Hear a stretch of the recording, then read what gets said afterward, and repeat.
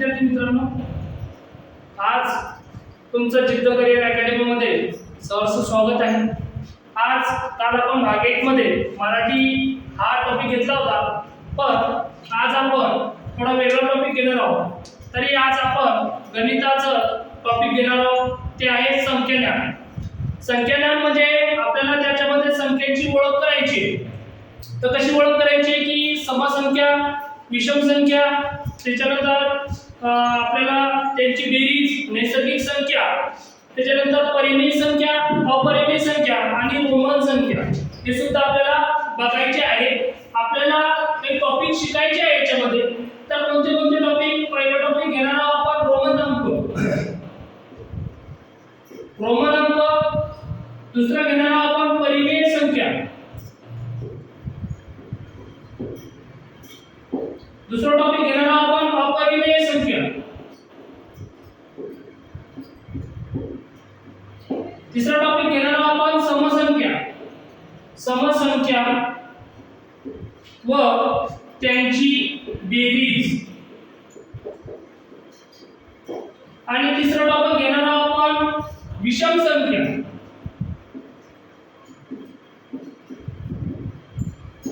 व त्यांची बेरीज। आपण लास्ट टॉपिक घेणार आहोत नैसर्गिक संख्या,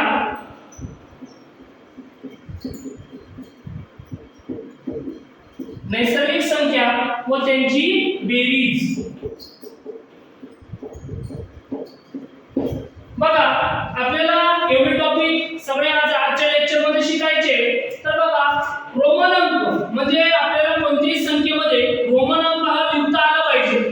त्याच्यानंतर परिमेय संख्येची ओळख, नेमका परिमेय संख्या कोणती आहे आणि त्याची ओळख कशी करायची हे आपल्याला आजच्या टॉपिक मध्ये शिकायचं आहे। त्याच्यानंतर समसंख्या व त्यांची बेरीज, त्याच्यानंतर अपरिमेय संख्या बघायची आपल्याला। अपरिमेय संख्येची ओळख करून घ्यायची की नेमकं ती संख्या कोणकोणत्या आहेत हे सुद्धा आपल्याला त्याच्यामध्ये बघायचं आहे। त्याच्यानंतर समसंख्या, 1 ते 100 पर्यंत समसंख्या किती आहे व 1 ते 100 पर्यंत समसंख्येची बेरीज हे सुद्धा आपल्याला शिकायचं आहे। त्याच्यानंतर विषम संख्या, 1 ते 100 पर्यंत विषम संख्या किती आहे हे सुद्धा आपल्याला त्याच्यामध्ये बघायचं आहे। नंतर आपल्याला नैसर्गिक संख्या म्हणजे अंकगणितामध्ये वापरल्या जाणाऱ्या सर्व संख्यांना आपण काय म्हणू शकतो? नैसर्गिक संख्या म्हणू शकतो। म्हणजे उदाहरणार्थ समजा 1 2 3 4 हे सर्व संख्या कसे नैसर्गिक संख्या आहेत। याच्यामध्ये अजून एक टॉपिक ऍड होतो, ते चौरस संख्या। नंतर एक टॉपिक असा ऍड होतो मूळ संख्या। हे टॉपिक सुद्धा आपल्याला बघायचे आहेत। आता मूळ संख्येमध्ये शॉर्ट जर सांगायचं झालं तर ज्या संख्येला 1 व ती स्वतः, ज्या संख्येला 1 व ती स्वतः असे दोनच विभाजक असतात, 1 व ती स्वतः असे दोनच विभाजक असतात, तशाच संख्येला आपण मूळ संख्या असे म्हणू शकतो। त्याला व्यतिरिक्त विभाजक नसते, त्याला 1 व ती स्वतः असे दोनच प्रकारचे विभाजक असू शकतात, तशाच संख्येला आपण काय म्हणतो? मूळ संख्या म्हणतो। त्याच्यानंतर चौरस संख्या, चौरस संख्या म्हणजे पूर्ण वर्ग संख्या, जसं की 36 5 36 9, त्याच्यानंतर 16 25 अशा संख्यांना काय म्हणतो आपण? चौरस संख्या। चौरस संख्या म्हणजे पूर्ण वर्ग संख्या।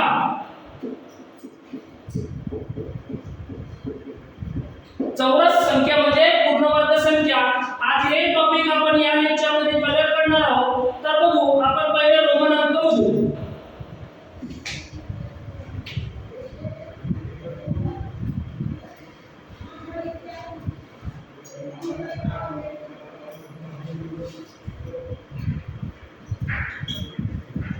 बघा, आपल्याला रोमन अंक बघायचे।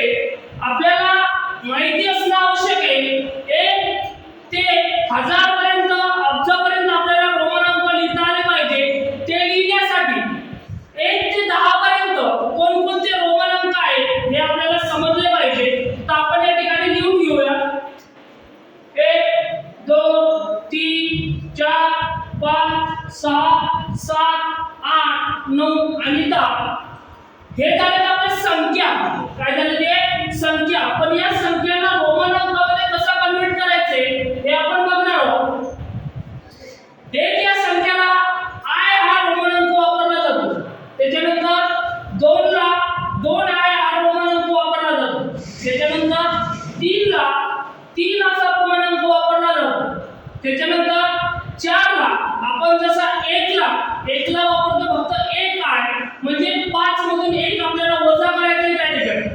म्हणून 4 या ठिकाणी आय लिहायचे आणि या ठिकाणी व्ही लिहायचे. हे 4 साठी आपण रोमन अंक वापरतो. त्याच्यानंतर 5 साठी फक्त आपण व्ही वापरतो. 5 साठी आपण काय वापरले? फक्त व्ही. त्याच्यानंतर आपल्याला 6 साठी आपल्याला माहिती आहे की आपण 5 साठी काय वापरतो? फक्त व्ही. आता आपण 4 लिहिताना 5 मधून 1 वजा केलाय तेव्हा 4 लिहिले. आता 6 लिहिण्यासाठी 5 मध्ये 1 आपल्याला प्लस करायचे म्हणून हा 5 आणि त्याच्यामध्ये 1 कन्वर्ट करायचे. हे झालं 6. त्याच्यानंतर 7 मध्ये 5 मध्ये 2 ऍड करायचे आपल्याला. मग हे लिहिले आपण 5 त्याच्यामध्ये त्याला कन्वर्ट करायचे 2. हे डबल 8. हे आपण असे अंक त्याच्यामध्ये लिहू शकतो. त्याच्यानंतर आपल्याला 8 लिहायचे म्हणजे 5 मध्ये 3 प्लस करायचे आपल्याला. तर 5 मध्ये आपण 3 कन्वर्ट करू. 3 साठी आपण 3 आय लिहित असतो. 1 2 3 हे झाले 8 कन्वर्ट झाले याच्यामध्ये. हे झालं 8 अंक. त्याच्यानंतर 9 आपण हा अंक 3 वेळेस वापरू शकतो किंवा 10 रोमन अंक 3 वेळेस वापरू शकतो. तर आपण 9 लिहायची म्हटल्यानंतर 10 साठी काय लिहितो हे आपल्याला माहिती असणं आवश्यक आहे. 10 साठी आपण लिहितो x. काय लिहितो? तर x लिहितो. आता 10 मधून 1 मायनस करायचे आपल्याला. तर कसे करणार? पहिले या ठिकाणी बघा संख्येची किंमत कोणतीही संख्या असो आपण 5 लिहिले आणि त्याच्या डावीकडे किती शून्य जर लावले असतात त्या संख्येची किंमत वाढत नसते, तशीच किंमत राहते. आणि आपण या ठिकाणी जर शून्य देत चाललो तर त्या संख्येची किंमत कशी वाढत चालते. कशी चालते? तर वाढत चालते. तर बघा तर आपल्याला याच्यामधून 1 मायनस करायचे. की 1 साठी आपण आय वापरतो आणि 10 साठी आपण एक्स वापरतो. म्हणजे 9 चा रोमन अंक आय झालेला आहे. हे आपल्याला 1 ते 10 पर्यंत असे पाठ असेल तर आपण कोणतेही रोमन अंक एकदम सहजपणे लिहू शकतो. हे आपल्याला लक्षात ठेवणे खूप आवश्यक आहे. आयोगाने याच्यावरती खूप सारे प्रश्न विचारलेले आहेत म्हणून आपल्याला अभ्यास करणे हे खूप गरजेचे आहे. म्हणून आता आपण मोठे मोठे रोमन अंक घेणार आहोत.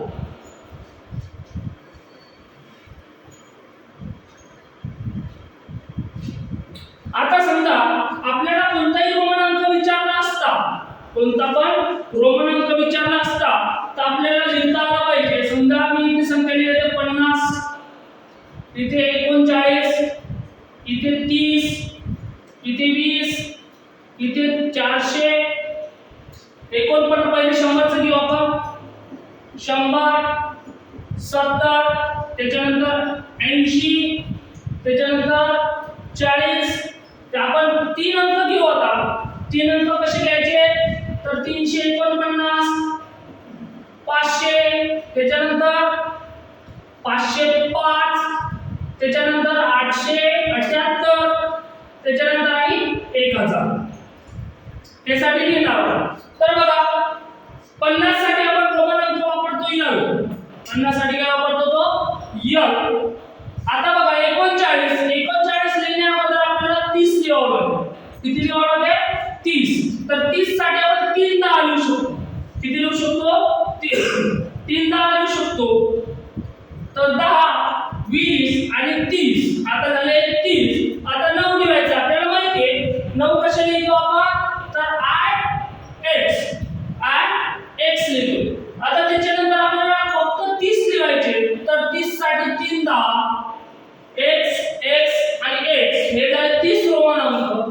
त्याच्यानंतर 20 लिहायचे म्हणजे 2 वेळा 10 लिहायचे आपल्याला. तर x.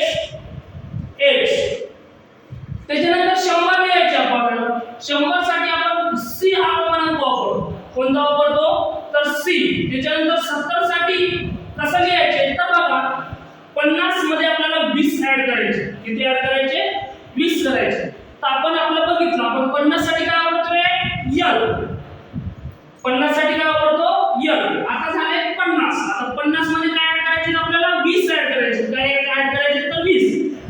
आता आपण वरती बघितलं 20 साठी किती लिहितो आपण? 2x.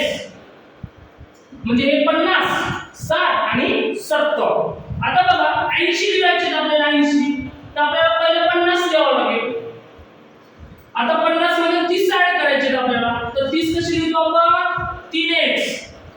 10 20 आणि 30. तर बघू हे झाले 60, हे झाले 70, हे झाले 80. तर बघा हे झाले 80 साठी m x हे काय झाले तर 80 झाले. आता लिहायचे आपल्याला 40. तर बघा आपण 4 जो संख्या लिहिली 4 म्हणजे 5 मधून एक मायनस केलेले, 5 मधून काय केलेली आहे मायनस केलेले. तसेच 50 मधून आपल्याला 10 मायनस करायचे. काय मायनस करायचे 10 मायनस करायचे. तर पहिले 50 लिहून आता 50 च्या पुढची जर संख्या असती तर आपण त्याच्या उजवीकडे लिहिलं असतं.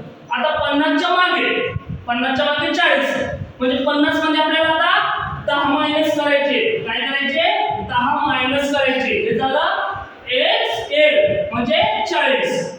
आता त्याच्यानंतर आपल्याला 3 अंक बघायचे, 3 अंकी संख्या बघायची. आता ही संख्या किती आहे माहिती आहे का? ही संख्या आहे 349. 349 ही संख्या आहे. पहिले आपल्याला 300 लिहावं लागेल, नंतर 40 लिहावं लागेल आणि नंतर 9 लिहावं लागेल म्हणजे 9 अंकाचा रोमन अंक लिहावा लागेल. आता पहिले 300 म्हणजे 3 वेळा 100 ऍड करावं लागेल. काय करावं लागेल 3 वेळा 100 ऍड करावं लागेल आपल्याला. मग 3 वेळा 100 कसे ऍड करायचे आपण शिकलो. आता 100 साठी काय वापरतो आपण c. तर 3 वेळा c 100 200 300. आता मी लिहिले तिथे 300. आता मला करायचे 49 ऍड. 49 ऍड करण्यावर आपल्याला 40 ऍड करावं लागेल. तर 40 कसे लिहिले मी xl आता राहिला फक्त आपल्याला काय ऍड करायचंय 9 ऍड करायचंय त्याच्यात. मग 9 साठी आपण काय लिहिलेलं आहे ठिकाणी i